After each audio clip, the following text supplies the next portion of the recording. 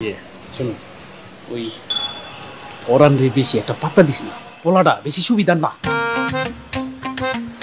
ঠিক আছে সুজন ভাই, আমি আসি।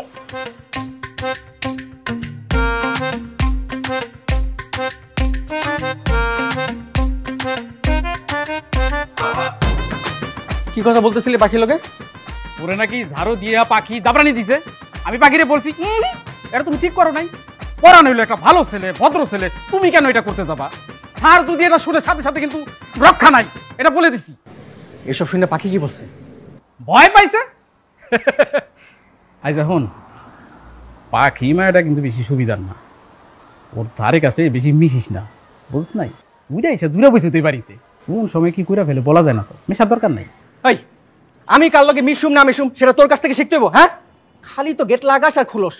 মাইয়া মানুষের মন তুই কেমনে বুঝবি? গেট লাগা, গেট তো লাগাই নাই, নিজেরটা লাগা। যাবে না।